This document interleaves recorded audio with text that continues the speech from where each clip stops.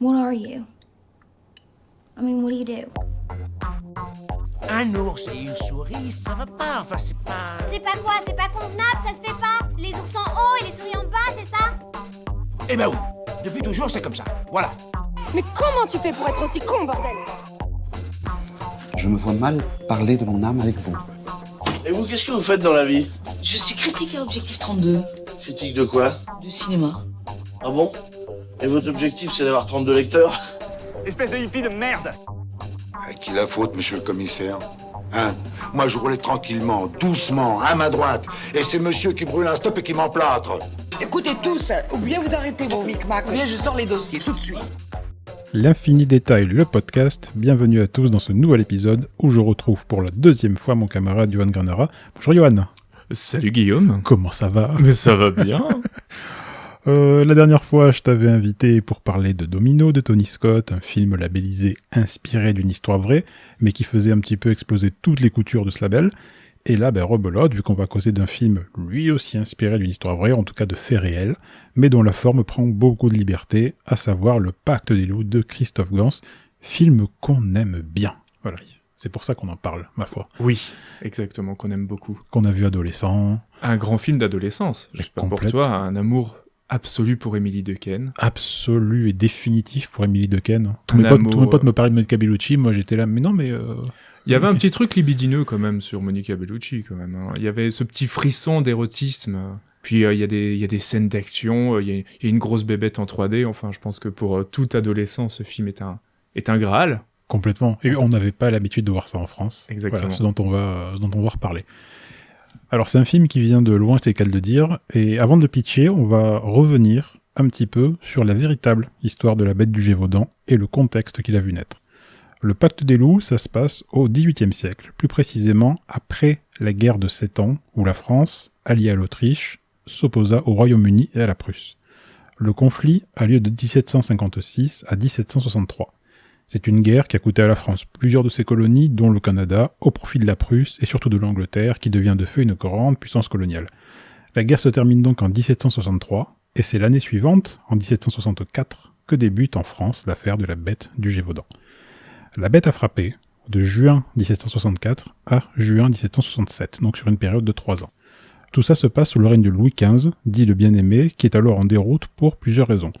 Tout d'abord, 20 ans plus tôt, il a mené la très dispendieuse guerre de succession d'Autriche qui s'est étalée de 1740 à 1748, qui ça a provoqué un tel déséquilibre financier que même le Parlement de Paris a refusé d'augmenter les impôts pour aller financer ça. Ça a débouché sur le second traité d'Aix-la-Chapelle qui a mis fin au conflit. Et autre raison plus frivole qui fait que Louis XV n'est pas forcément très bien vu, ce sont ses aventures extra-conjugales avec la marquise de Pompadour et la fortune qu'il dépense avec la cour dans des fêtes immenses. Et enfin, plus anecdotique, en tout cas vis-à-vis de ce podcast, il a dû gérer l'affaire dite des enlèvements d'enfants de Paris qui a eu lieu entre 1749 et 1750. Alors on va faire l'impasse totale sur le détail de l'affaire parce que ça mériterait un podcast entier, mais on la mentionne quand même parce que durant cette affaire, des pamphlets contre le roi ont proliféré dans le pays, ce dont on retrouve un écho assez discret dans le Pacte des loups lorsqu'un ouvrage est ouvertement censuré par la cour. Question géographie, pour vous situer un petit peu, le Gévaudan, c'est en fait l'ancienne Lozère. Ce qu'on appelait le diocèse du Gévaudan, et qui regroupait à lui seul 4 grandes régions, ça devient la Lozère en 1790, juste après la Révolution. À l'époque, les régions du Gévaudan sont majoritairement pauvres, composées de paysans endettés, et la chronologie en fait de la bête du Gévaudan se regroupe en 3 grandes phases.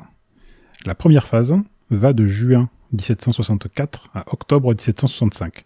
C'est une période où beaucoup d'attaques vont avoir lieu, et où on remarque une mobilisation franche de l'État doublée d'une vraie couverture médiatique. La seconde phase d'attaque a lieu, elle, entre décembre 1765 et novembre 1766, donc quasiment un an. Cette fois, on dénombre moins d'attaques, et celles-ci sont concentrées sur la région dite du Mont Mouchet. Durant cette seconde phase d'attaque, l'administration et la presse se désintéressent du Gévaudan. Pour l'anecdote, le Mont Mouchet, où ont lieu les attaques de cette seconde phase, c'est une région qui est directement citée dans le Pacte des loups, lorsqu'un personnage, père de famille, vient demander miséricorde à l'église devant un parterre de gens en disant que ses petits ont été enlevés au Mont Mouchet par la bête. Enfin, la troisième et dernière phase d'attaque de la bête du Gévaudan a lieu l'année suivante, en 1767, de mars à juin pour être précis.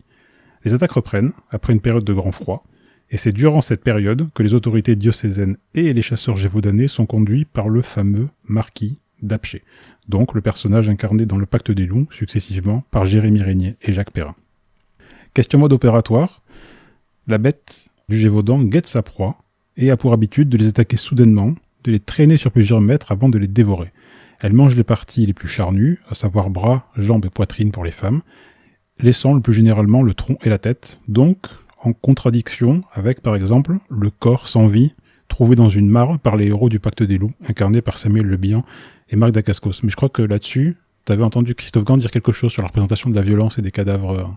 Exactement, dans le commentaire audio, en fait, il explique tout simplement que pour des raisons d'accessibilité, ils ont voulu éviter le gore, en accord avec la production, et qu'ils voulaient quelque chose de plus esthétique et accessible à tous. Donc du coup, c'est des corps qui sont toujours mis ou alors sous l'eau ou sous la neige. On voit quelques plaies, mais c'est pas terrifiant à regarder. Donc du coup, c'était de montrer quand même qu'il y avait une attaque violente, mais simplement pour que le spectateur comprenne et ne soit pas dégoûté face à l'écran pour toucher un plus grand public. D'accord, mais sans aller dans le réalisme cru. Voilà, exactement. Il voulait éviter le côté barbaque de partout, quoi. Il y a même un plan assez doux, en fait, où quand il commence à découvrir ce corps qu'il trouve éventré, plus on découvre, plus il y a un fendu enchaîné, en fait, qui se met en place. Du coup, au fur et à mesure qu'on découvre le corps, il disparaît pour laisser place au plan suivant. Ouais. Donc ça aussi, je crois que c'est une manière de contourner le... Oui, il cherchait à être discret, en tout cas, là-dessus, et à plus stimuler l'imagination. Ouais, bah ça se sent. Retour à nos moutons. À l'époque, en dehors des chasseurs, des braconniers, des nobles, des bourgeois et des curés, les gens n'avaient pas le droit de détenir une arme à feu. La population se défendait donc comme elle le pouvait, c'est-à-dire à coups de bâton, de pierre, de hache et de fourche. La fourche, d'ailleurs, c'est une arme, si je dis pas de bêtises, qu'on voit dans le film. Il y a Samuel Le Bihan qui s'en sert pour défendre lorsque le personnage d'Émile Dequesne se fait attaquer où ils sont retranchés dans un chalet. Je crois que c'est ça qu'il a entre les mains. Ouais. Donc là, pour le coup, fidélité absolue. Et enfin, pour l'anecdote, si j'ose dire, 3 personnes ont survécu aux attaques de la bête du Gévaudan. On citera uniquement la 3e ici, à savoir Marie-Jeanne Vallée, en l'honneur de qui une sculpture a été érigée dans le village d'Auvers où on la voit tenir l'animal à distance dans une pose héroïque et justement avec une lance.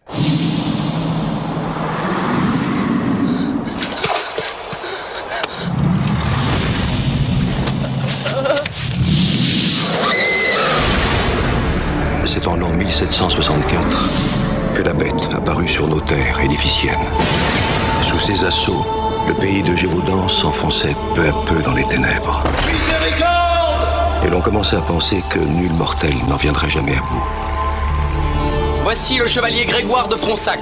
Parle-t-on beaucoup de la bête à Paris? On en fait même des chansons. Alors qu'on devrait dire des prières. On m'a chargé d'en faire le portrait, de la naturaliser sitôt après la chasse. Son museau était allongé, ses dents des couteaux. Si c'était pas un loup, c'était quoi alors? Les gens sont morts. J'entends leur cri. Quel singulier personnage. C'est mon frère. Marianne de Morangias. Tous les beaux partis du pays se sont cassés les dents. Vous êtes un libertin. Tu n'as encore rien vu. Mais on n'est pas libertin quand on aime. Vous aimez. Un loup enragé attaquerait n'importe qui. Aucun animal n'a des crocs de fer, monsieur. Vous vous moquez. Que sais-tu de la bête? Elle va continuer à tuer. Cette fois, nous l'aurons.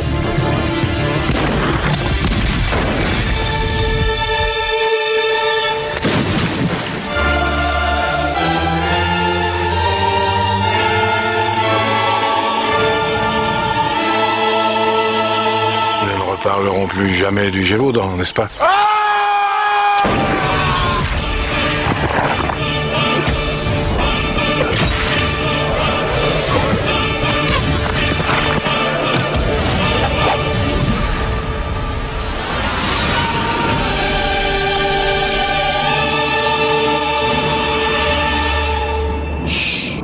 Et donc, pourquoi on en parle du Pacte des Loups? On l'a dit, parce que c'est un film qu'on aime bien, et surtout parce que c'est un film qui est mal perçu, et t'as une anecdote personnelle assez marquante à nous raconter à ce sujet sur la réputation très très défaite du Pacte des Loups. Ouais, qui m'a marqué. J'étais encore jeune étudiant, c'était il y a 10 ans.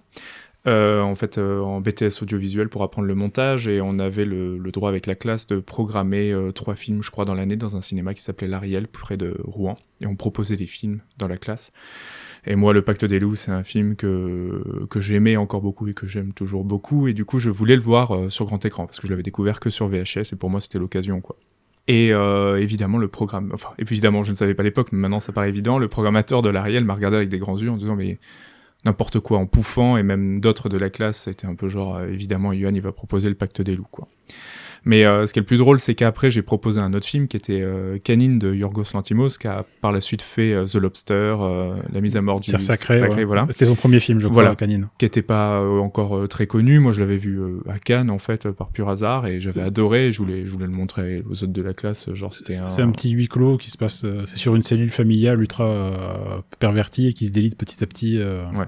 C'est ça, c'est un bien petit jeu de massacre, effectivement, dans une famille où un père manipule ses enfants et essaie de faire une expérience sur eux, quoi.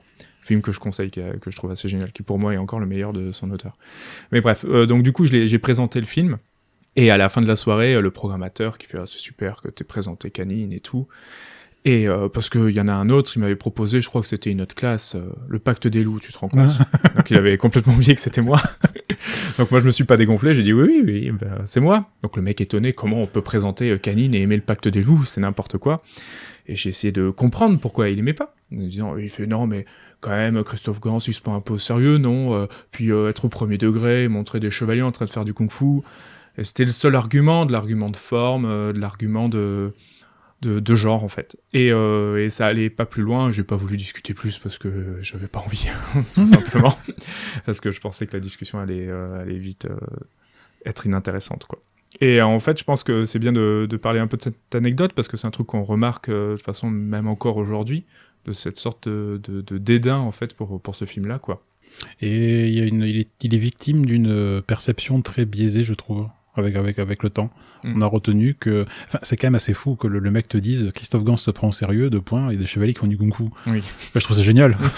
Mais c'est te dire à quel point, au contraire, non, le type est généreux et n'a pas du tout ne prétend pas faire... Il fait pas guerre épée, quoi, tu vois. Enfin, il ne fait pas un pur film historique, il a envie de s'amuser, au contraire.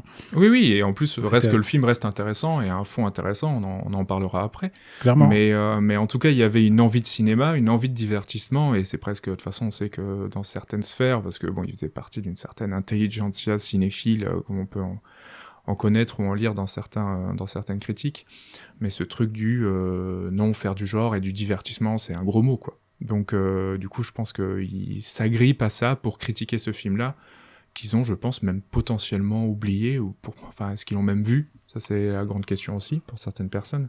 Ouais, ou ne serait-ce que revu, parce qu'on a aussi, on va le dire plus tard, des réserves sur le film, mais qui sont peut-être davantage dues à son âge, parce qu'il a 20 ans, il a des effets de style qui sont extrêmement datés aujourd'hui, des effets de style qui se remarquent 2 fois plus dans leur laideur, parce que c'est un film d'époque. Et malgré tout, ouais, tout le reste, on l'a revu ensemble avant de faire le podcast. C'est un film qui est très très enthousiasmant et au moins sympathique. Ah oui, complètement, et qui est très très plaisant. Après, je pense que cette idée de, je sais pas si détester c'est le mot, mais d'ignorer ou de dédaigner, en tout cas, je pense que c'est le bon mot pour Le Pacte des loups.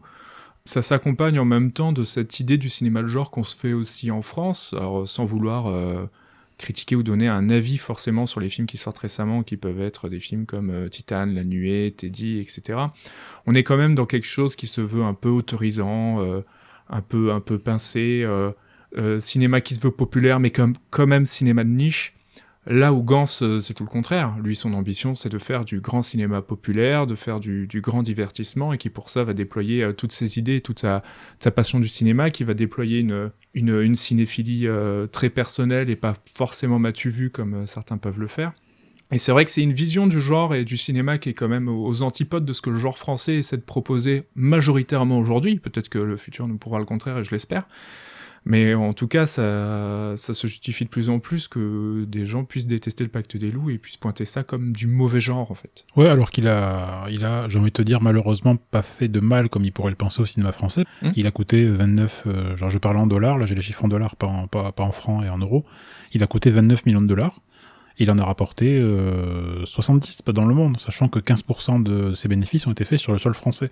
C'est un film qui a extrêmement bien marché, alors qui a été bien vendu, parce que ça nous fait rire maintenant, on ne réalisait pas à l'époque, mais tu me disais qu'il y avait une présentation par Claire Chazal à l'époque. Ah ouais, moi je me souviens très bien, oui. Avec donc grosse pote française, il fallait le vendre, il fallait sortir. Donc quand un film comme ça, aussi improbable soit-il, dans ce qu'il propose, est appuyé, il trouve son public. Alors je sais pas si le talent, enfin bien sûr que si je le sais, mais le talent et la sincérité de Christophe Gans ont beaucoup joué là-dedans, mais la prod a suivi. Et c'est Christophe Gans d'ailleurs qui disait à ce sujet-là, si demain un Français faisait un film à la Jerry Bruckheimer, il se prendrait 10 fois plus de mauvaises critiques. Il y a une forme d'arrogance culturelle chez nous, qui veut que l'on trouve normal qu'un film américain soit un petit peu con-con, s'il est fun. Mais la même chose en France, ça plaît pas. Notre cinéma est complètement vrillé à ce problème. Mon problème à moi, c'était d'arriver à ramener le film de genre en France, sans subir le dédain, au pire, l'indifférence.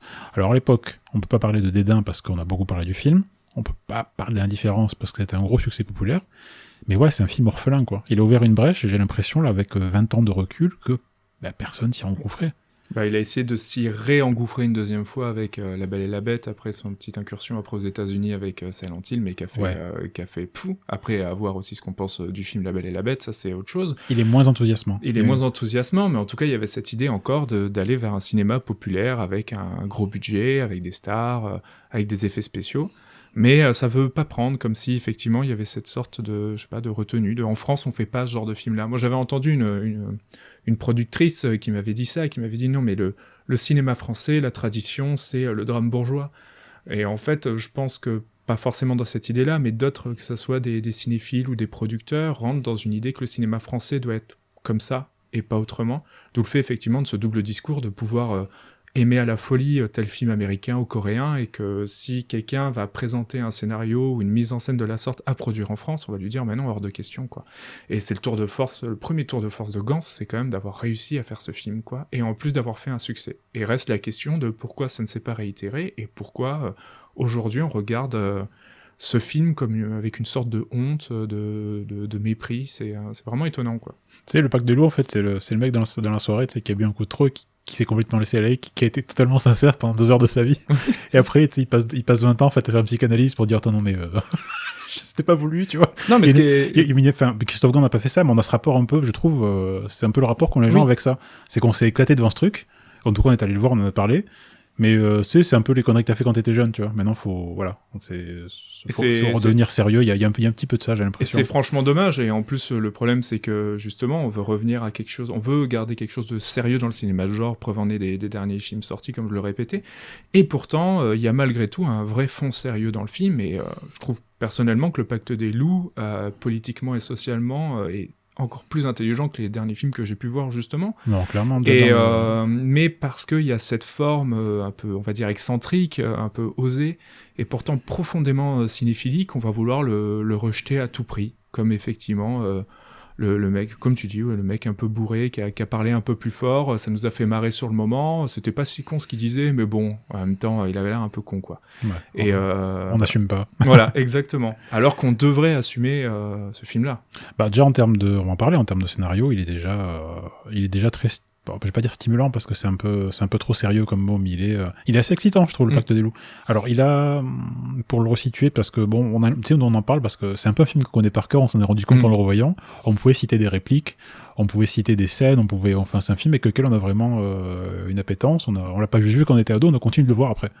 Avec des hauts et des bas, mais on l'aime vraiment, on l'a vu, revu, on le connaît. Mais il a formé notre cinéphilie, je pense, d'une certaine manière. Ah oui, mais c'est clair. Mais on s'en rend compte en parlant, en fait, on a discuté là avant de faire le podcast, on s'est dit, mais quand même, c'est un film qui compte beaucoup dans notre parcours, quoi. On en parle un peu comme ça parce qu'on n'a pas l'occasion d'en discuter vu que les gens l'aiment pas trop. Mais en fait, ouais, c'est quand même une borne.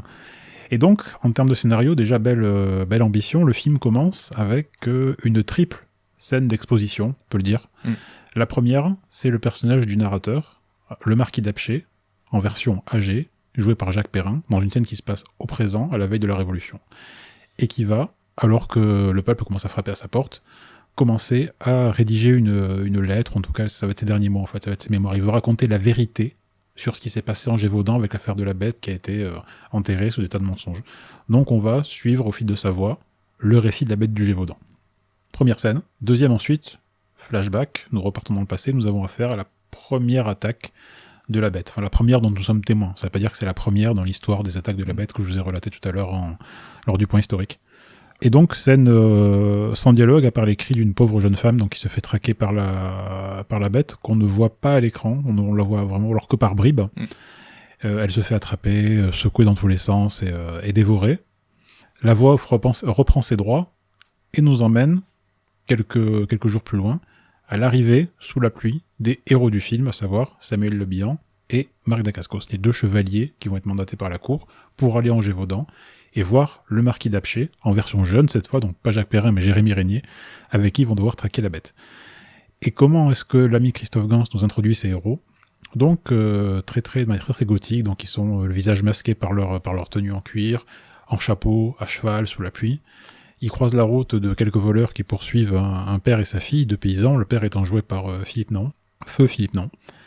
Et donc ils vont défendre en fait le père et sa fille en voyant ces deux personnes se faire violemment tabasser. Ce qui donne lieu à une scène d'action où d'un coup, les héros lèvent la jambe et font du kung-fu et tout ça, sachant que les combats du film, pour vous donner une idée de l'œcuménisme culturel du Pacte des Loups, les scènes du film, des combats du film sont chorégraphiés par Philippe Kwok, qui est un des grands chorégraphes hongkongais, et c'était, pour vous dire, un des méchants à toute épreuve chez nous, celui qui avait le cache-œil en fait. C'est lui qui a aussi bossé ensuite sur le film, qui était beaucoup moins intéressant, qui était Samouraï, film français.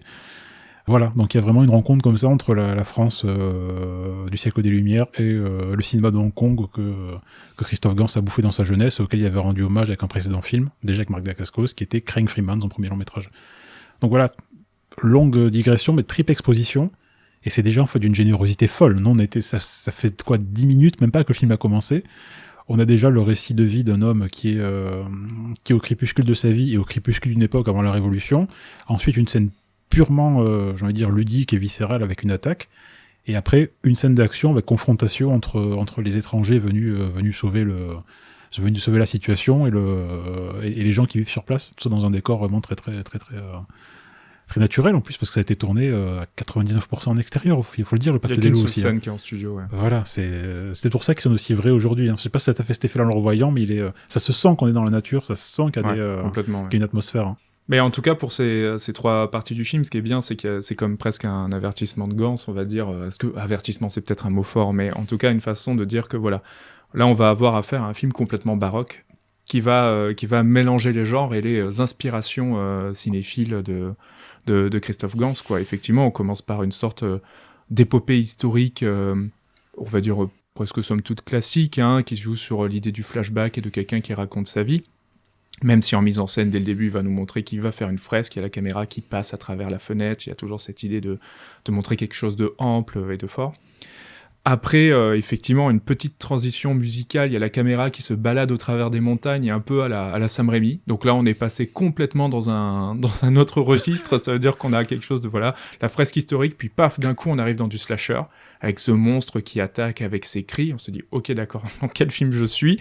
Et puis, séquence d'après, il y a ces mecs qui arrivent et qui font du kung-fu, quoi. Et il y a un peu ce truc de se dire qu'effectivement, si tu rentres pas dans le film à ce moment-là, tu rentreras pas après.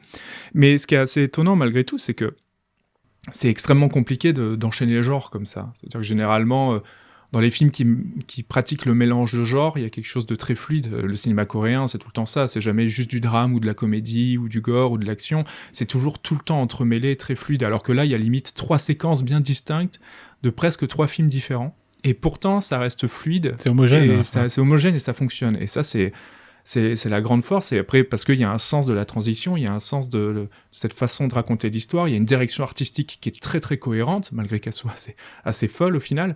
Et déjà, pour moi, c'est la première effectivement force de ce film, c'est que c'est un film aux multiples genres, aux multiples inspirations. Et il y a, peut-être sur la fin on en reparlera, mais disons que la première heure et demie du film, la première grosse partie du film, il n'y a pas un moment où tu te dis qu'il y a quelque chose qui sort du cadre, ou qui va trop loin, ou qui ne fonctionne pas, où il y a des digressions, c'est vraiment ça fonctionne, quoi. Il y a un tout. Et ça, c'est vraiment un tour de force, de se dire, en plus, je vais pas faire juste un film de genre, je veux faire un film de genre, avec un S. D'ailleurs, il y a Gans qui en parle comme d'un film monstre et hétéroclite, lui-même. Donc déjà, dès le début, dès sa conception, il a pensé comme ça, comme une sorte de truc un peu difforme, avec plein de choses très différentes, c'est une sorte de tambouille, quoi. C'est dire s'il a une vision, quand même, de son cinéma, du cinéma de genre qu'il a ingurgité. et juste du projet, quoi. Il savait exactement mettre l'argent. Alors, on vous a détaillé ces trois introductions différentes, parce que la présentation des personnages dans le premier script se situait non pas en Gévaudan, mais à Paris sur le Pont-Neuf, alors qu'il se faisait détrousser d'une chemise en cuir par un pickpocket. Il le poursuivait, d'abord sur terre, puis sur un bateau, dans les catacombes, et il ressortait dans le cours des miracles, où il se retrouvait entouré de personnages très étranges et difformes. Et le voleur, lorsqu'il ouvre la sacoche face au héros, découvre qu'elle est remplie de serpents. Ça s'est pas fait, parce que ça aurait été trop compliqué de tourner à Paris, et la scène aurait été trop gourmande en jour de tournage. Du coup, donc Christophe Gans s'est rabattu sur cette scène de combat sous la pluie, scène de combat qui a été raccourcie, parce qu'elle aussi était en soi 3 fois plus longue. Là, vous avez une seule scène de combat entre les héros et les voleurs. Il y avait en fait 3 combats d'affilée sous la pluie entre les héros et les voleurs. La scène durait facilement 10 minutes. C'était trop long. On avait l'impression, dixit Christophe Gans, que le film commençait et s'arrêtait. Et de plus, il y avait une grosse incohérence psychologique vis-à-vis du personnage du chevalier de Fronsac, joué par Samuel Le Bihan. C'est celui qui réfléchit, alors que Manny l'Indien, joué par Dacascos, c'est celui qui se bat, en fait. Et le premier ne prend les armes, vraiment les armes, que lorsque le second meurt. Lorsque l'Indien, en fait, n'est plus partie du récit. Donc ils disaient que là, il y avait un vrai déséquilibre. Donc une fois encore, c'est dire s'il sait exactement où il va, Christophe Gans. Hein. Ouais, donc il y va parfois avec des gros sabots, mais il y va avec un enthousiasme encore. Mais c'est payant, en fait, ça, aujourd'hui, je trouve. Hein, oui. Mais il disait qu'il était trop pris par ses envies, qu'on lui reprochait et qu'il était assez d'accord lui-même, mais qu'en même temps... Qu'est-ce qu'un cinéaste, hormis quelqu'un qui veut refaire ses envies sur grand écran? Et après, il dit que malgré tout, effectivement, à l'étape du montage, il peut avoir toujours ce moment de réflexion, où tu te rends compte ce qui marche ou ce qui marche pas. Et c'est là l'intelligence d'un bon cinéaste aussi, c'est de savoir s'arrêter quand il faut, de savoir couper ce qu'il faut couper. Et effectivement, je pense que c'est une bonne idée d'avoir coupé ça, tant que ça soit sur la psychologie que sur la longueur de la scène, quoi. Ah, complètement. Mais je l'ai vu, la scène, en fait, elle est... Alors, Christophe Gans oblige... On a fait ce même compliment vis-à-vis de Domino, qui a une édition, Domino de Tony Scott, dont on a fait un précédent podcast ensemble dessus, qui a une édition DVD Blu-ray phénoménale, qui est passionnante, même si vous n'aimez pas le film.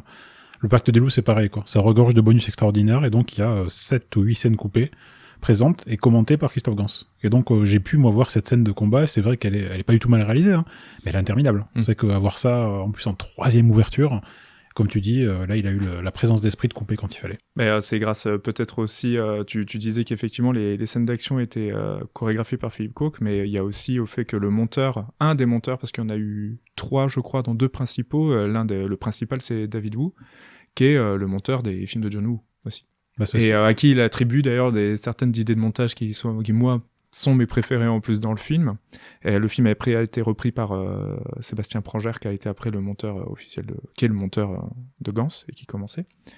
Mais en tout cas, c'est quelqu'un qui a l'œil à viser, surtout sur les scènes d'action. Donc je pense qu'il y a une collaboration aussi qui a été faite là-dessus qui détonne, quoi. Ah, mais quand on dit que Christophe Gans a su importer ses envies de cinéma, c'est au sens littéral, en fait, parce qu'il est vraiment pas cherché que Philippe Coke. Je savais pas qu'il était allé chercher autant de personnes. Et le chef-op, c'est le chef-op de Guillermo del Toro. C'est parce qu'il avait vu Mimic et qu'il a voulu bosser avec lui. Et le veilleur de nuit aussi. Ah, du coup, alors je sais pas, parce qu'il en a eu plusieurs. Moi, je connais Guillermo Navarro, qui était un des chefs-op attitrés de... C'est peut-être pas lui sur Mimic, je sais plus.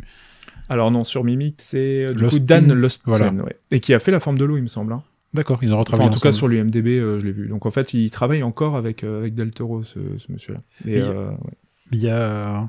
C'est encore une citation, mais là ça fait sens, c'est Christophe Gans qui disait il y a une période dans l'histoire du cinéma où les réalisateurs avaient fait la guerre, avaient été cow-boys. Moi, je suis né dans les années 1960, je n'ai rien connu. Qu'est-ce que je peux raconter, à part les expériences intérieures que j'ai pu avoir vis-à-vis du cinéma? Je n'ai rien d'autre dans ma vie.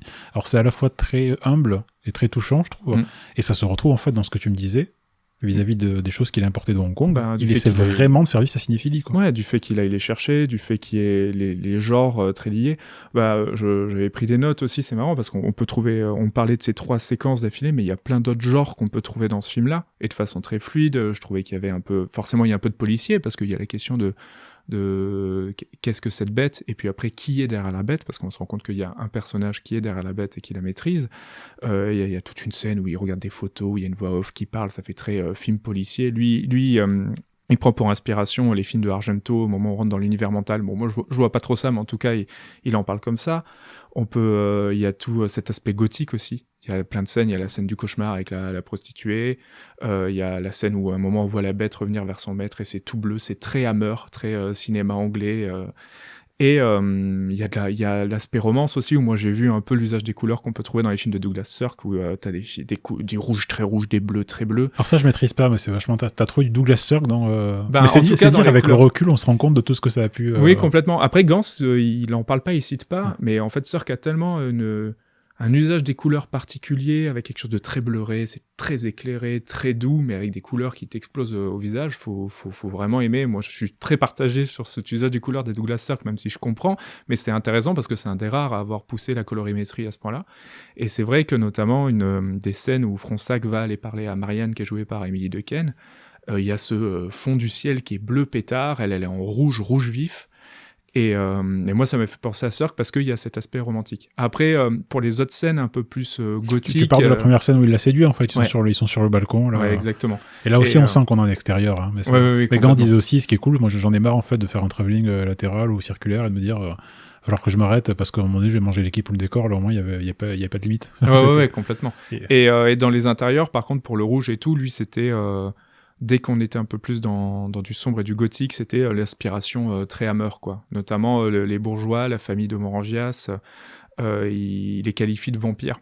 Et c'est vrai que même le personnage de Cassel, il est tout pâle, il est toujours habillé en rouge avec des grands froufrous et tout. Et là, les couleurs sont exposées, mais là, je l'apparente pas du Douglas Sirk, mais lui, il apparente effectivement au film de la Hammer où le rouge éclaté à balles, quoi. Et c'est vrai qu'on le sent, quoi.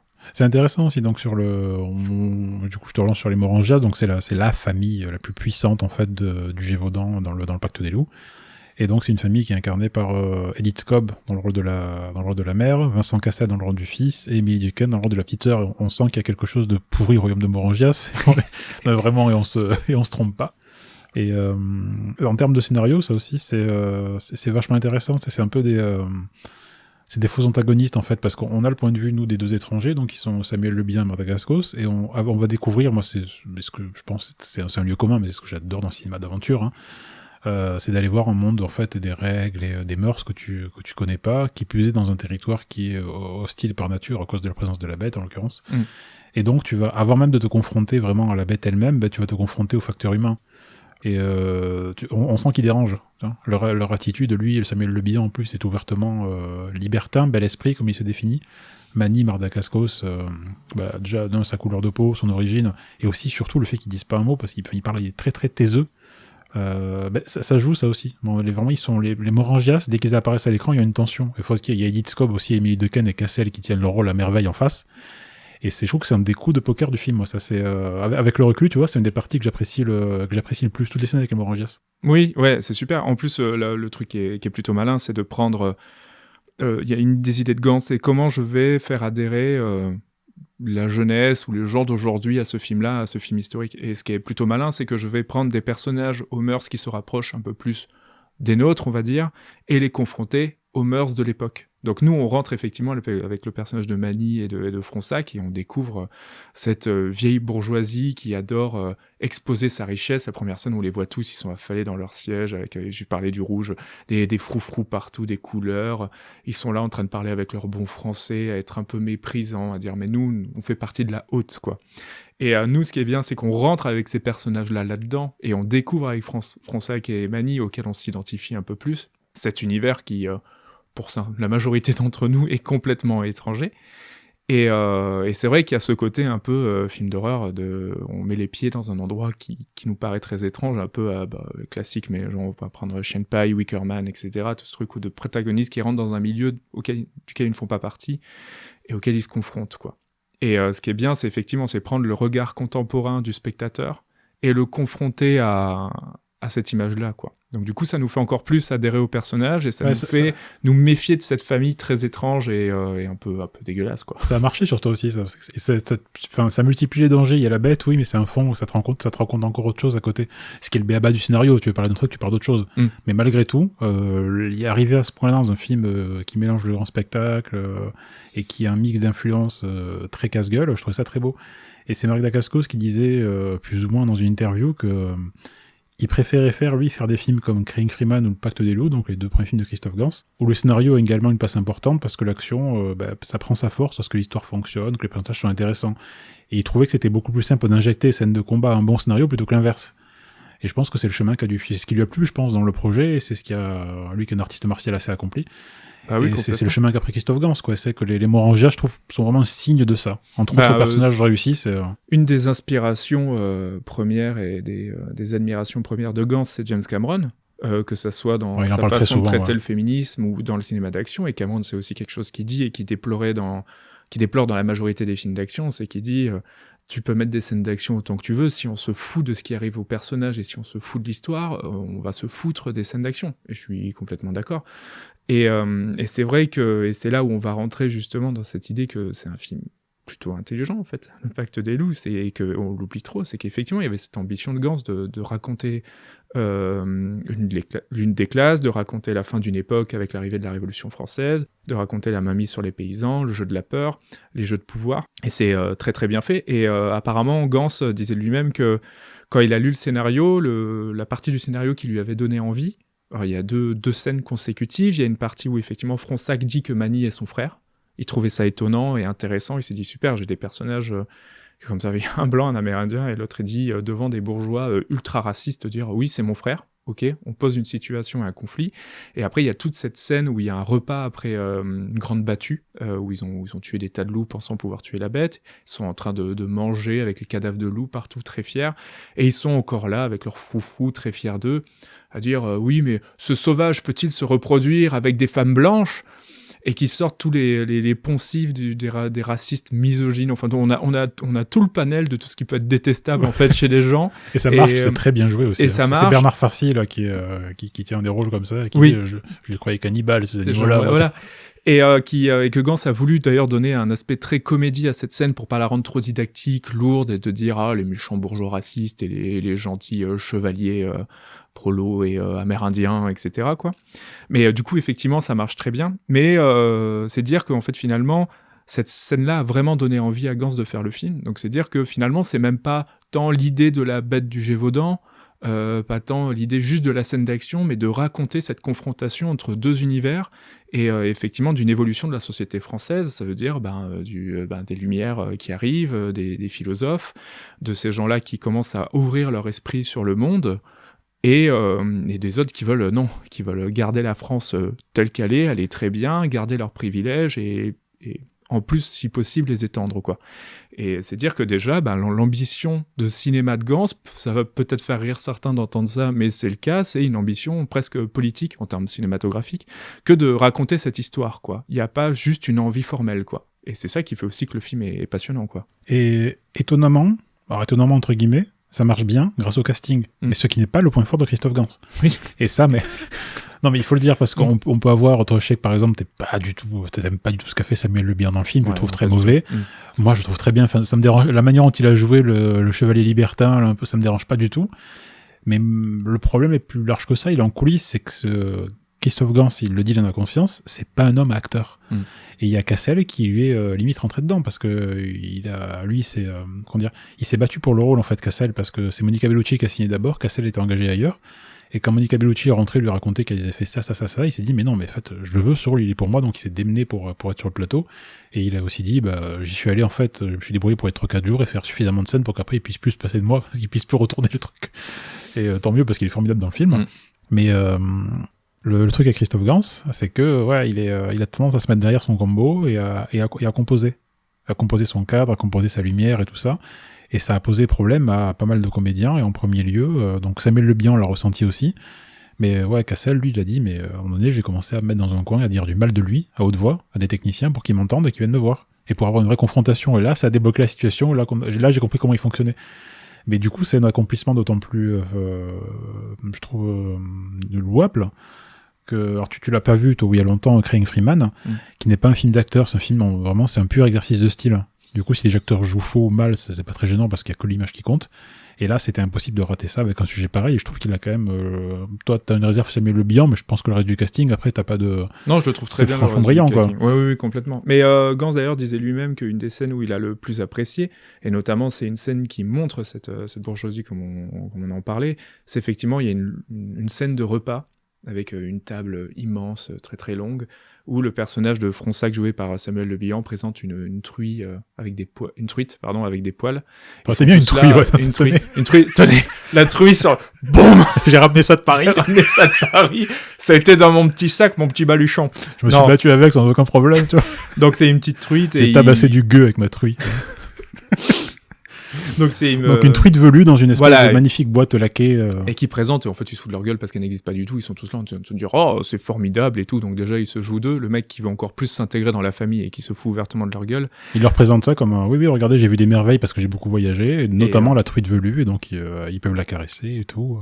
Exactement. Il y a le personnage de Cassel, Moranges, qui dit, t'es en train de te foutre de nous, et ce qui le pose en direct opposant avec Fronsac, d'ailleurs, c'est plutôt malin. Mais en tout cas, cette scène était très complexe parce que c'est une grande scène de repas et que quasi tous les personnages sont là, en fait, et qu'il fallait tous les gérer.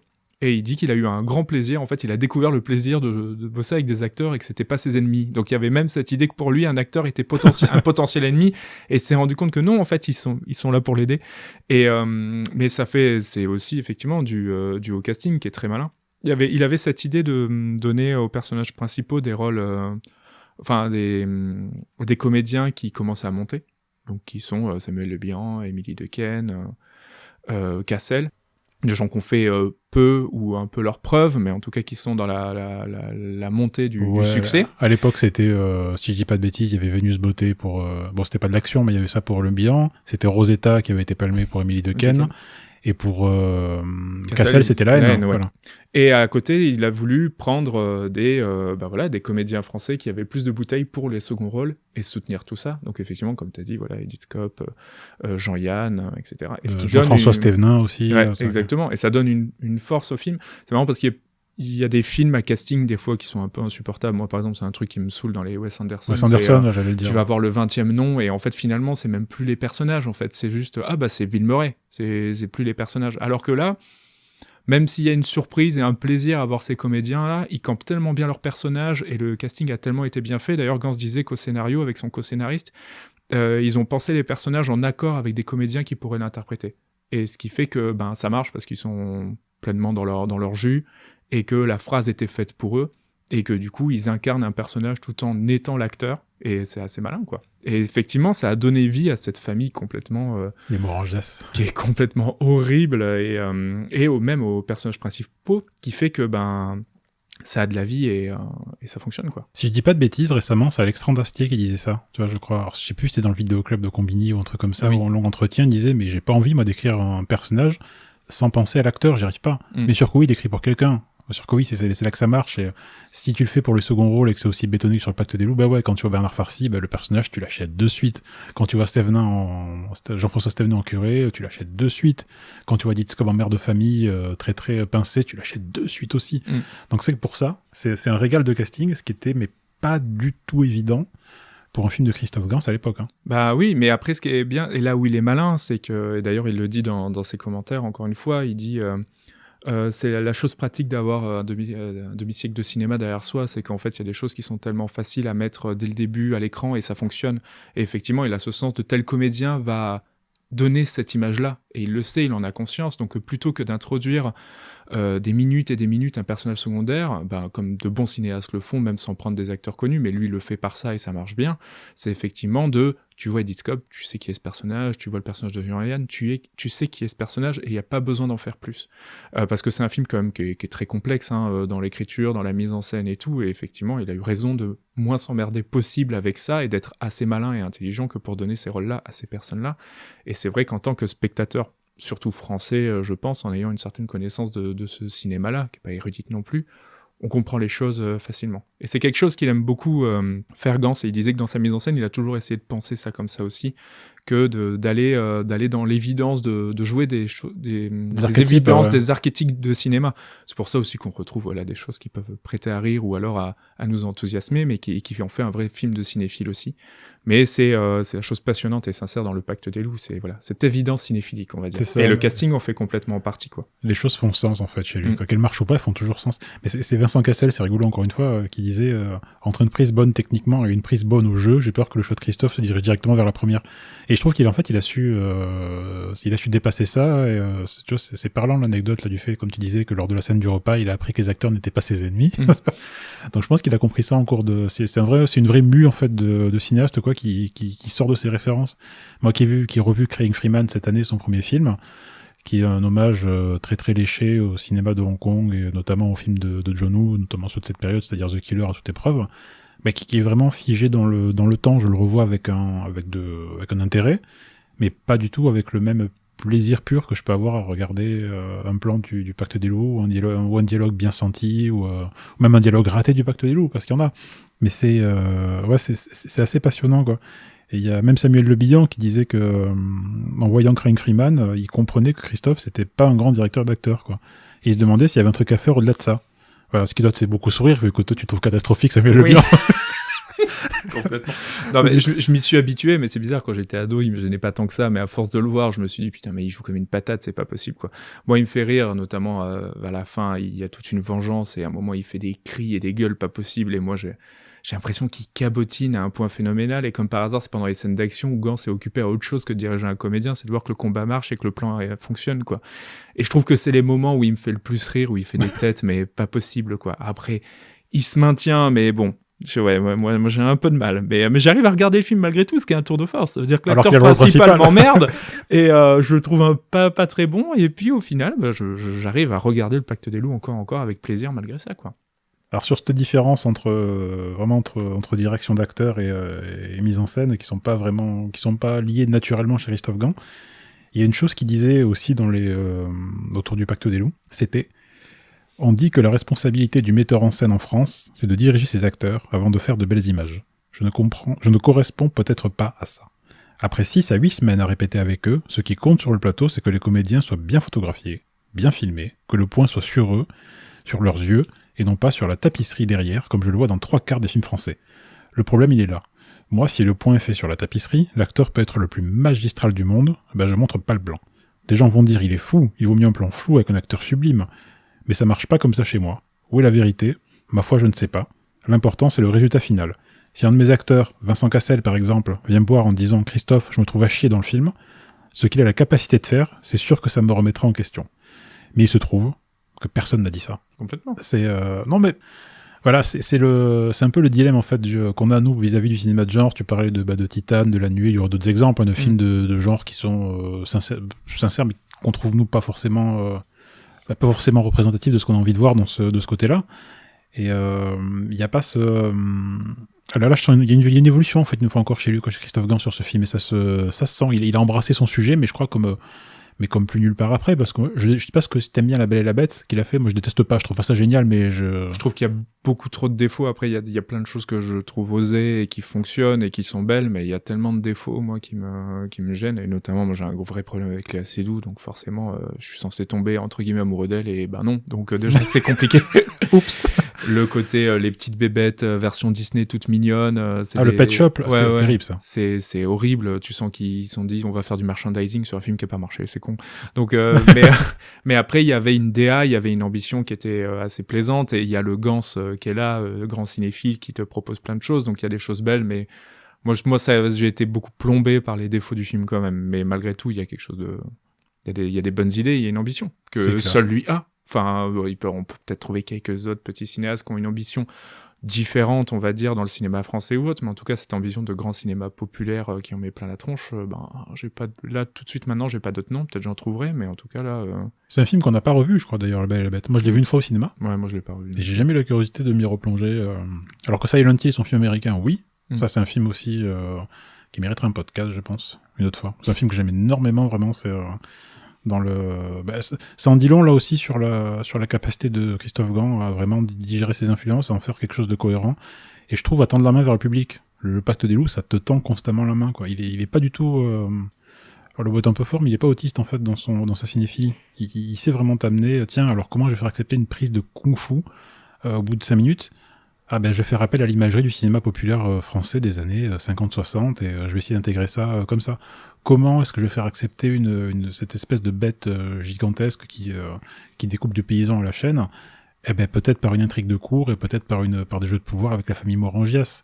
comment est-ce que je vais construire mon idylle entre le chevalier de Fronsac, libertin, et Émilie Dequesne, fille de cette famille Morangias, par le personnage aussi de Rouage, qu'est Monica Bellucci, la prostituée encore plus libertine que ne l'est Fronsac, et qui finalement a plus de pouvoir que lui. Donc c'est il se pose c'est toujours une belle cette invitation. Hein. Il se pose toujours la question du public, et ce qui est fort, enfin qui devrait être évident pour tous les cinéastes, mais je pense qu'il n'est pas tant que ça. C'est quelqu'un qui arrive à régurgiter ses influences sans les imposer. Et voilà, on reparlait de son obsession pour le style, plus peut-être que pour les acteurs. Gans, c'est un mec qui n'arrête pas de dire que ses 2 cinémas fétiches sont le cinéma japonais, qui est ultra esthétisant. Quand tu vois du Kobayashi, du Kurosawa, du Mizumi, ou tout ce cinéma-là, c'est un truc où l'image a une primauté absolue, et les acteurs sont très bons, et je dis pas que ces réalisateurs-là se foutaient de leurs comédiens ou les dirigeaient pas, mais en tout cas, c'est un cinéma purement esthétique, et je pense que Gans forcément se rapproche. Gans, ce qui est malin, c'est qu'il essaye pas de t'enfoncer ses références dans la gueule en te disant « Regarde, je te fais une référence au 7 samouraïs, au Harakiri ». Il a cette façon de toujours penser au public tout en gardant sa cinéphilie. Lui-même avoue qu'il est un obsédé du cinéma japonais et du cinéma italien. Donc forcément, il y a cette façon d'esthétiser les choses, de toujours raconter par l'image, peut-être mettre un peu de côté les comédiens, ce qui n'est peut-être pas le cas du grand cinéma italien et du grand cinéma japonais, mais en tout cas, il s'attache à d'abord faire une image, parce que le cinéma, c'est aussi, si on pense au tout premier pas du cinéma qui était muet, c'est de l'image et c'est raconté par la caméra. Et c'est quelque chose qui s'applique à faire tout au long de son film. Donc après, comme on disait, il a un casting solide, il peut se permettre ça, et il s'amuse, et c'est aussi, la grande force du film, c'est cette ambition formelle, esthétique, où la caméra peut se balader partout, avec des tas d'influences reconnaissables, mais pas enfoncées dans la gorge, ou des références m'as-tu vu, quoi. Ouais, et puis à sa décharge, je trouve que ça joue beaucoup mieux dans le Pacte des loups que dans beaucoup de films d'Argento. Hein. Oui. Oui. Après, quand on découvre avec nos autres spectateurs français qui ont grandi avec le Jeudi de l'angoisse sur M6 et des VHS, tu veux, donc entre les versions italiennes, anglaises et françaises, fallait jongler. Mais malgré tout, tu vois bien que plein de fois, chez Argento, ça va pas du tout, quoi. Tu restes pour le plan qui va te retourner la tête, tu restes pour la musique des Gobelins, tu restes pour des tas de choses, mais c'est que la direction d'acteur, c'est quand même pas son fort. Et ça a explosé avec cette merveille qui est Mother of Tears, tu vois, une catastrophe sans fin du Argento des années 2000. Mais même dans ces chefs-d'œuvre, il y a parfois des comédiens qui jouent extraordinairement faux. Chez Gans, il y en a très peu. Bon, il y en a un, malheureusement pour toi, c'est Samuel Le Bihan qui est le principal. Mais malgré tout, tu vas faire abstraction, c'est-à-dire si le reste du casting est quand même solide. Et puis on en a assez peu parlé, mais c'est les décors aussi, le fait que ce tourne à l'extérieur, ça joue énormément. Et c'est Christophe Gans disait lui-même que que le décor au studio, c'est devenu une espèce de licence poétique. Et en fait, que si on tournait en studio à l'époque, c'est pas par plaisir, mais parce que les mecs, l'équipe pouvait pas faire autrement. Et pour lui, c'est ce que je disais un petit peu tout à l'heure, c'est qu'il n'y a rien de mieux qu'un ciel, quoi. Il adore pouvoir tourner la caméra à 180 degrés sans se prendre le décor, quoi. Et ça se sent, ça aussi. Il y a une seule scène tournée en studio dans le Pacte des loups qui est, vous n'avez pas le choix pour une attaque de la bête. Parce que la maison s'écroule pendant que la bête attaque, donc ils étaient obligés de faire ça en studio pour pouvoir répéter, réaccrocher les poutres, les faire retomber. Exactement. T'as 3 accessoristes sur les poutres aussi qui jetaient des morceaux de paille, des trucs, histoire qu'à l'écran ce soit beaucoup plus dynamique. Et là, malheureusement, alors c'est pas la meilleure scène du film. Il y a un chien qui aboie, je crois. On va le laisser passer. c'est les aléas de l'enregistrement, c'est pas grave. C'est notre bête du Gévaudan à nous. Et malheureusement, c'est un peu je trouve la limite du film. Je trouve que la bête n'est pas ce qu'il y a de plus réussi. Le mystère qui l'entoure est plus réussi que le design lui-même, qui est ultra audacieux. Je sais pas si ça t'a fait cet effet-là. Alors je la trouve pas ratée, comme on dit beaucoup de gens. Moi, je suis toujours content de l'avoir à l'écran, hein. Mais c'est pas la partie la plus. C'est à la fois le cœur du film, mais c'est pas ce qui m'intéresse le plus.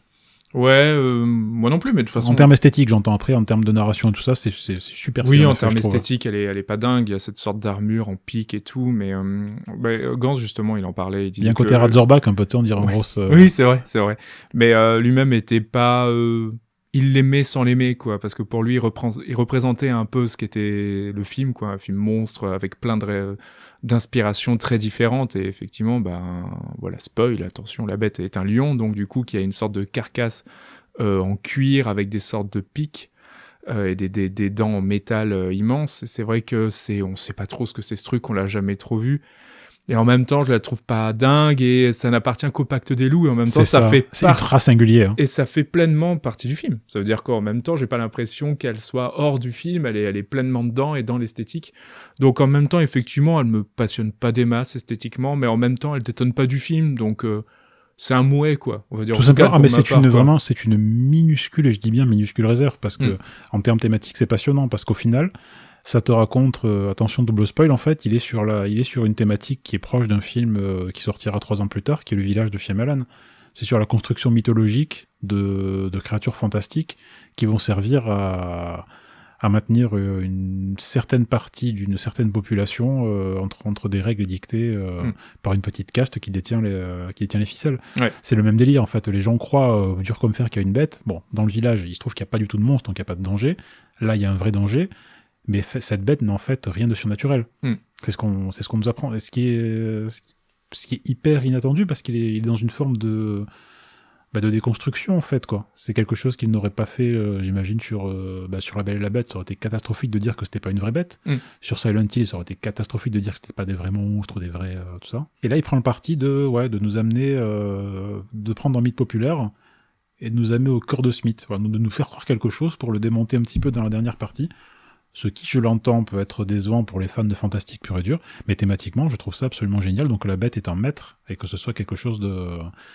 Ça rentre totalement dans le thème de la... J'allais dire de la vérité, mais c'est pas le bon mot, mais il y a toujours quelque chose comme ça chez Christophe Gans, où le fantastique vient révéler, en fait, arracher le rideau de mensonges qu'on avait sous les yeux, en fait, pendant tout le film. Le Silent Hill, la fin, qui est très grandiloquente, la fin de Silent Hill dans cette église, un truc à la Clive Barker, ce n'est que ça. C'est des gens qui ont menti, qui ont fait du mal, et qui vont se retrouver face à leur péché, littéralement. Il y a un peu de ça dans le Pacte des loups, quand il y a Samuel Le Bihan qui arrive comme un ange vengeur, là, et qui s'abat sur la secte qui manipulait la bête, et qui est dirigé donc par Sardis, alias Jean-François Stévenin. Donc il est doublement passionnant, en fait, ce film. De toute façon, je pense qu'il y a un rapport dans ce film-là, que ça soit formel et de fond, entre le réel et le faux. Déjà, tu parlais des décors, et effectivement, c'est marrant parce que par rapport aux décors, Marc Caro, quand il a vu le film, il a demandé, mais du coup, t'as tout tourné en studio? Alors Marc Caro, préciser peut-être, c'est immense directeur artistique, donc qui a bossé avec Jean-Pierre Jeunet beaucoup. Il a réalisé avec Jean-Pierre Jeunet La Cité des Enfants Perdus et des Catossem. Il a fait aussi la DA de Enter the Void, de Gaspard Noé. Il a réalisé lui-même un film qui est très oubliable, qui est Dante 01. Ouais, que j'ai pas revu d'ailleurs, avec Lambert Wilson, film de SF avec Lambert Wilson. Donc c'est quelqu'un qui est spécialisé dans la DA et qui effectivement, étonnamment justement, avait l'impression que c'était du studio, alors que c'était que du réel. Et en fait, c'est un truc qui est amusant, Gans, c'est qu'effectivement, il veut du décor réel, et en même temps, il aime bien donner cette sensation que peut-être il y a du fake. Il y a notamment un plan aussi où, justement, Fronsac va rejoindre le personnage d'Émilie Dequesne dans une maison, et il a mis un faux arbre devant, qui n'était pas là sur le décor. Et en fait, il y a tout un truc d'insinuer la fiction dans le réel, et tout le parti pris effectivement, du Pacte des loups, c'est ça, c'est on va prendre une histoire réelle, que t'as résumé tout à l'heure sur la bête du Gévaudan.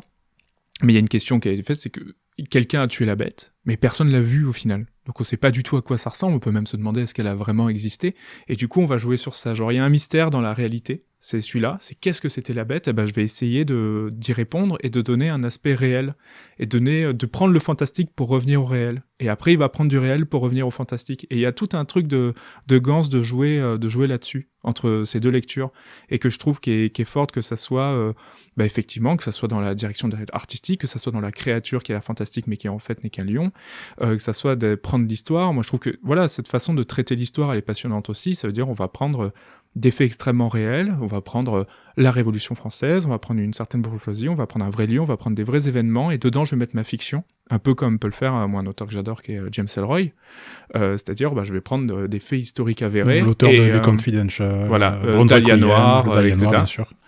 Qui est quelqu'un qui s'amuse à prendre, notamment dans sa trilogie américaine, avec les Underworld USA, tout ça, de prendre l'histoire de l'assassinat de Kennedy, de Martin Luther King, et d'essayer d'imaginer les personnages qui ont agi. C'est-à-dire, je vais prendre le mystère et faire de la fiction, tout en gardant les faits historiques.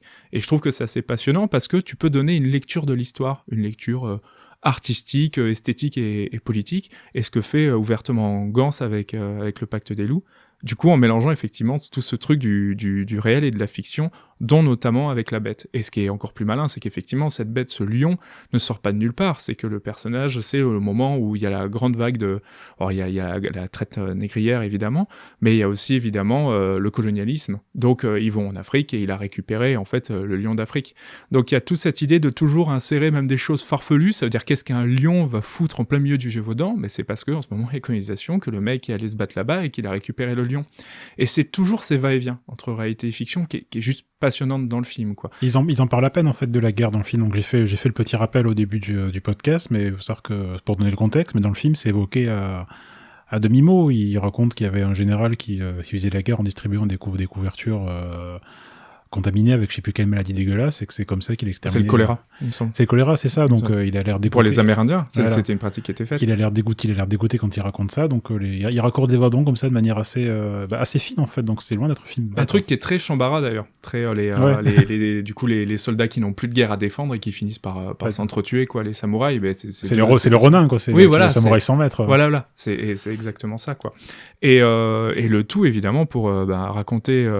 Une histoire assez forte, parce qu'au final, il y a tout un... Alors, Gans, ça m'a dit aussi que son film est anticlérical, on peut le voir, et effectivement, il déploie tout un propos sur les jeux de pouvoir, de politique, et sur le rôle de la religion à ce moment-là, qui est extrêmement fort, et c'est là où on rentre dans un film qui, finalement, est encore moins con qu'on peut le penser, même si ça peut être facile de raconter ça, mais je trouve que la façon dont il le fait est assez maligne, de montrer, en fait... ces bourgeois qui, du coup, la famille Morangias, on va se rendre compte, comme on le disait, du coup, que c'est eux qui manipulent la bête pour faire peur aux villageois et faire peur au roi et le menacer. Donc, au moment où, justement, ils ont peur de ces philosophes qui débarquent, quoi. D'ailleurs, notamment, il parle de ce livre à un moment à Versailles et ils disent que c'est un livre qui annonce que la bête est là pour punir le roi de sa proximité avec les philosophes. Donc il y a toute cette idée-là du monde qui change et de eux qui ne veulent surtout pas voir ce monde-là changer. Donc on va prendre une sorte de grosse bête, on va faire peur, on va montrer que le roi est déficient, donc il faut qu'il remplace le roi parce que ce sont eux qui vont pouvoir prendre les choses en main avec la bonne morale chrétienne, en gardant bien les paysans à leur place et en leur faisant peur en même temps. Et du coup, il y a tout ce discours-là de politique qui montre qu'effectivement, les paysans sont pris par cette bête et qu'il y a des jeux de pouvoir au-dessus et que ça soit le roi dont son représentant dit il y a plus de bêtes, il y a plus de problème. C'est pas il y a plus de meurtres, etc. C'est juste il y a plus de problème pour le roi. Voilà, parce qu'à mi-métrage, en fait, on force de Fronsac à capturer un loup et à en faire une fausse bête empaillée avec ses talents pour l'exposer à la cour, et du coup, tant qu'on en parle vraiment pas, passé d'ailleurs. Ouais, tant qu'on n'en parle pas, ça n'existe pas. Voilà, exactement. Et donc, du coup, il y a tout ce truc dans le film, effectivement, d'exposer une sorte de réflexion politique sur la chose et de montrer toutes les forces en pouvoir là-dessus. Et montrer qu'ils n'en ont absolument rien à cirer. Et Gans, par cette même occasion-là, donne son image, lui, de la belle humanité, on va dire, de la belle pensée, qui est du coup du côté du personnage de Mani, l'Amérindien, qui est spirituel mais pas religieux. Le personnage de Fronsac, pareil, qui est spirituel mais pas religieux, et qui attaque de front, effectivement, la pratique de la religion, qui va même parler des Templiers qui sont juste à côté, donc la forme extrémiste, très moraliste, et tout ça, et une façon, effectivement, de montrer... une envie d'amener l'humanité vers quelque chose de plus tolérant, que ça soit par rapport à Mani, du fait qu'il soit amérindien, la condition de la femme, qui est assez exposée dans le film aussi quand même, parce que le personnage de Marianne, donc la fille Fronsac, qui est quand même la fille Morangias. La fille Morangias, pardon. Oh là. Qui se fait draguer par Fronsac. Oui, voilà. Le film est assez incestueux comme ça, on va pas lui rajouter un frère. Qui est quand même enfermé dans son château et dans sa bonne morale, parce que sa famille lui dit non, mais tu restes là, tu restes bien à ta place. Et à côté de ça, les femmes un peu plus dépravées, ça va être les femmes dépravées selon leur morale à eux, vont être des femmes plus fortes, comme le personnage effectivement de la prostituée Monica Bellucci, qui est une prostituée mais qui est aussi une espionne. Il va montrer des femmes se battre, c'est un truc auquel tenait Gans. Donc il y a tout un discours, on va dire, progressiste dans le sens large du terme, dans ce film-là, et d'essayer de donner une vision de sa vision de l'humanité, en plus de sa vision du cinéma. Et ce qui en fait effectivement un film passionnant pour ça, parce qu'on ne se limite pas à la vision formelle, à la vision du film d'action bien fait. En plus, on a une lecture politique et sur l'histoire de France, et sur notre histoire actuelle, parce qu'en plus, on peut faire le lien aujourd'hui avec ce qui peut se passer politiquement, de ce repli réactionnaire sur les choses, de vouloir conserver les choses telles qu'elles sont, et qui est finalement exactement ce que montre le Pacte des loups, quoi. C'est cette peur de cette révolution française, des choses qui vont bouger, alors que, à un moment, va falloir y aller, parce que on a l'air d'aller vers ça. Et pas si longtemps après, vu que ça se passe en 1700, c'est au milieu du 18e siècle que ça se passe. Donc, complètement. Je crois que c'est même pas... Ça a du sens. Après, un truc comme ça, mais en tout cas... mais ça a du sens qu'il nous raconte ça, du coup, par le personnage de Jacques Perrin, qui est le narrateur. Et il citait, donc, tu l'as dit, c'est vrai, il en parle tout le temps, il adore James Cameron. Et donc, comme on arrive un peu on a fait le tour, on arrive un peu en fin de podcast, mais donc c'est un film qui est très riche, Le Pacte des loups, qui est pas réussi sur tous les plans, mais qui est extrêmement riche. Et comment est-ce que Christophe Gans nous fait avaler tout ça? Comment est-ce qu'il nous fait avaler un regard sur l'histoire de France, un regard sur un mythe populaire, sa culture kung-fu, une romance au milieu? Il nous fait accepter parce que narrativement, il sait où il va. Et en fait, l'idée que le personnage du marquis d'Apcher, donc joué âgé par Jacques Perrin au début, entame le film et nous raconte en flashback un événement historique avec en parallèle une histoire d'amour, c'est exactement ce que fait Cameron sur Titanic. C'est exactement la même chose. C'est un pur truc à Oscar, en fait, de mettre un personnage vieillissant qui va raconter un souvenir. C'est ce que fait Spielberg sur Soldat Ryan. Et là où Christophe Gans est complètement camerounien, j'ai envie de te dire, c'est qu'il triche avec le public, mais on s'en rend pas compte parce que il y a plein de scènes dans le Pacte des loups. Si elles sont effectivement racontées par le marquis d'Apcher, Jacques Perrin, lors de sa confession, il y a plein de scènes où il n'était pas présent. Il ne peut pas savoir comment ça s'est passé. Donc c'est aussi, soit c'est des on-dit, des choses qu'on lui a racontées après coup, mais en tout cas, il n'était pas présent. Et Titanic, c'est le même mécanisme. Tu as Rose on te dit, voilà mon histoire, mon point de vue sur Titanic, mais il y a plein de scènes où elle n'était pas présente. Quand on voit le couple âgé, cette plante Titanic est très connue, là où ils serrent dans les bras une dernière fois alors qu'elle a monté des os sous le lit, bien sûr que oui, Rose n'était pas là. Donc ça, c'est un pur regard de cinéaste. Et donc cette générosité, ce côté romanesque, cette intelligence en fait de narration, elle est là-dedans aussi, je trouve. D'ailleurs, il joue avec ça parce que la toute fin, du coup, on voit le chevalier de Fronsac partir du coup avec Marianne sur un bateau. Et en fait, c'est présenté comme une happy end. C'est bon, la bête a été tuée, maintenant on se barre en Afrique. En Afrique, très étrange, mais bon. Même Gans disait lui-même qu'il n'était pas sûr de cette happy end parce que c'est une happy end étrange, parce que l'Afrique à l'époque, c'était peut-être pas le meilleur endroit où aller. Non, mais Fronsac, par contre, est un naturaliste et aventurier, oui, voilà, c'est clair. C'était totalement cohérent avec le personnage. Donc l'idée, c'est qu'il part avec le bateau, il jette les cendres de son ami Mani qui s'est fait tuer entre-temps dans le film, et avec une belle lumière, des belles couleurs, etc. Et pour lui, cette chose n'existe pas en fait. C'est dans l'idée effectivement du personnage de Jacques Perrin qui raconte ça et qui s'imagine qu'ils sont partis sains et saufs et heureux tous les deux. Donc en plus de ça, il joue avec ça, avec cette idée qu'il raconte l'histoire. Donc peut-être même qu'il sait imaginer des choses et tout. Et c'est vrai que c'est une des forces du film aussi. Bel épilogue à la fois pour le podcast et pour le film. Non, mais c'est, je pense beau. On a fait le tour, je pense là du Pacte des loups. Mais on n'est pas allé sur les défauts, mais en même temps, est-ce qu'on va vraiment le tacler, ce film-là? Non, vraiment. Mais en plus, ils ont pas besoin de nous parce que c'est des défauts qui sont criants. Ça va être des images en négatif qui fonctionnent plus.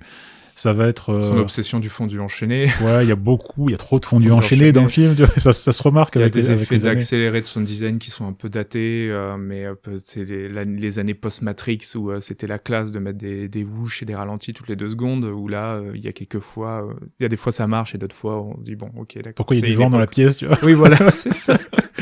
Mais c'est pas grave, ça fait partie. C'est là qu'on voit si ces effets datés survivent ou pas. En fait, ça dépend du projet Goba dans lequel ils s'inscrivent. Et celui du Pacte des loups, ma foi, il reste formidable. Donc, complètement. Redécouvrez le Pacte des loups. Revoyez le Pacte des loups. Je crois qu'il va sortir d'ailleurs. Ce sera l'occasion. Il y a un Blu-ray 4K qui va sortir. Ah. Ouais, je sais pas si tu savais. Donc peut-être moi qui te l'apprends. Voilà. Donc a priori, ça peut être une résurrection tardive. Si jamais il passe en salle, moi c'est clair que s'il passe dans le coin, je me ferai un plaisir d'y aller parce que Ferré d'Orient, il est fait pour le grand écran et c'est ma foi, c'est sa plus grande qualité. Ouais. On a 20 ans après, on se dit tiens, on irait quand même le revoir en salle parce que c'est un météore, c'est un film mort-né parce qu'il n'a pas donné lieu à d'autres succès. Vu l'épilogue, on aurait pu rêver d'un Pacte des loups 2, là. Voilà. Je plaisante parce que la bête du Gévaudan est morte à la fin, mais suivre les aventures du chevalier et de Marianne, pourquoi pas en Afrique ou je ne sais pas. Mais non, voilà, c'est une belle aventure, mais qui s'est terminée l'année où elle a commencé, quoi. Donc, je sais pas si on aura un équivalent dans les années à venir. Ça fait 20 ans qu'on attend. Il faut le réhabiliter, le voir, quitte à le redétester, mais au moins pour des bonnes raisons et avoir un regard, on va dire, un peu plus objectif sur les choses plutôt que de présupposer que ce film est mauvais juste par idée qu'il est mauvais. Exactement. Parce qu'il y a du kung-fu au 18e. Mais oui, messieurs, dames. Mais oui, c'est comme ça. C'est ça le cinéma. Merci beaucoup, Johan. Merci, Guillaume. L'Infini Détail, c'est aussi un site internet, infinidétail.com, pour trouver nos critiques, nos entretiens, tout ce qu'on est capable de produire avec le nombre de films qu'on voit par semaine. Tous les épisodes de podcast sont disponibles sur Mixcloud, Soundcloud et YouTube. On va bientôt débarquer sur Deezer et d'autres plateformes.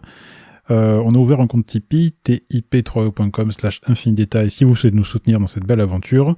Et enfin, extrêmement important, on a lancé, il n'y a pas très longtemps, la campagne de prévente du numéro 2 de l'Infini Détail, qui va être consacrée à Antonia Bird, une immense cinéaste anglaise qui est totalement méconnue. Elle nous a quittés en 2013. Et c'est vraiment une artiste que la rédaction tient pour la plus grande réalisatrice de son époque. Voilà. Les mots sont, comment dire? Posés. Balancés comme ça. Drop the mic. Non, vraiment, on a passé beaucoup de temps. Donc, vous pouvez le préacheter, là, sur Ulule. Vous trouvez ça sur nos comptes Facebook, Twitter, etc., Instagram, l'Infini Détail.